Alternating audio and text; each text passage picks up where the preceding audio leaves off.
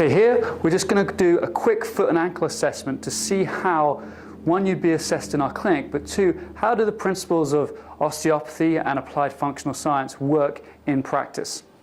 Okay, so Talena here is going to have her foot and ankle looked at to see whether or not there's any restrictions from side to side. So the first thing we're going to do is ask her to move her feet onto the outside and onto the inside. And what we're looking for here is any differences side to side, and where that talus bone, which sits on top of the calcaneus, where that actually ends up. So I'm going to put my hands onto that talus bone, and we're going to see at the end of movement. So take your feet down to the inside. Actually, just turn and face me, so I don't block the view completely. Go onto feet onto the inside, and I put my hands over that talus bone, and I try and sort of settle it on the neck of the talus, and I think, okay, is it pointing down and in on one side more than the other? Put your feet back to neutral. I test that in neutral as well, and then go onto the outside, which is supination, and I look at that into supination. Do her feet move into the same way? And they're not too bad. So that's her consciously thinking about the movement. Turn and face this way.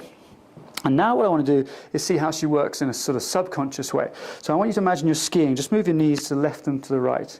So now I can see how the feet react, keep going, and how the ankles are reacting when she's not thinking about it, when it's a subconscious movement. Great. And now I want to see how she works when we get her knees moving and her hips moving as well. So I want you to move your knees in a sort of a circle, and then get your hips moving in a circle, like you're hula hooping. Perfect. So now I'm looking, just a quick global scan, how her shoulders working, how her hips are working, how the knees work. Go the other way as well. And just looking in to see if that's affecting the ankles. Good. And then come back. So that's given us an idea of how things are working around the foot and ankle complex. But I want to zero in a touch more. Turn around and face that way. Just go up onto your tiptoes.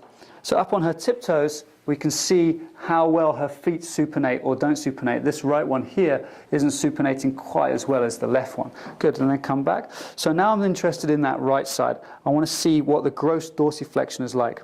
Stand next to me here. What I want you to do is put your right foot forward and take your left foot back with no weight on it. Then drive forward till your knee touches the wall. We're measuring dorsiflexion here. And so she can't quite touch the wall, so she moves her foot a little bit further forward. Good. Come back, and I just want you to come back about an inch.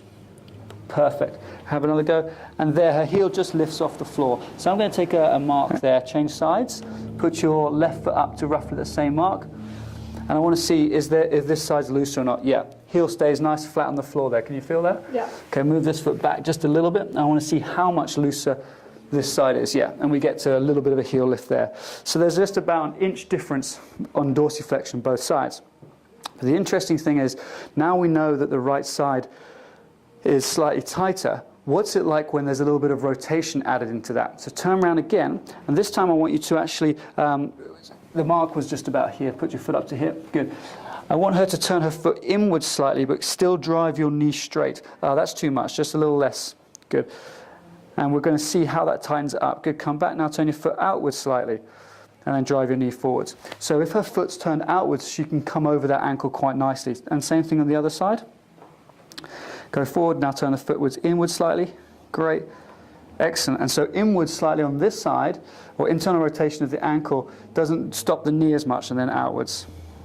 And external rotation of the ankle doesn't stop it as well. So we know that the right side not only has a problem in neutral, it has a problem with a little bit of internal rotation. And if she was a sports player playing soccer or something like that, she would need that extra movement through her ankle so that she doesn't end up damaging her knee. And lastly, we're going to go right down to the foot and just double check, how do her toes work? So we can grab hold of those big toes and just check that extension through there. So turn and face me.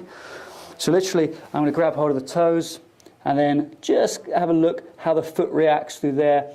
How does that plantar fascia bring the foot into supination? Does that windlass mechanism work? And then there can be a chain reaction that goes up the body with this as well. So this foot goes into supination, a little bit of external rotation at the hip, and then it travels right up to the shoulder. And this one, yeah, a little bit of external rotation at the hip, but not quite so much movement in the shoulder. And the last thing, to make that a little bit more functional, I can see how she can use all that movement in her foot, would be turn her face that way, just to get her to step backwards into a lunge and just seeing how that toe actually works. So just step backwards, good, come back, and then the other side. Excellent. So she has some good control. Turn her face this way. Has some good control and good movement through that flexible toe. But the right side, again, is what I'll be focusing on in this case.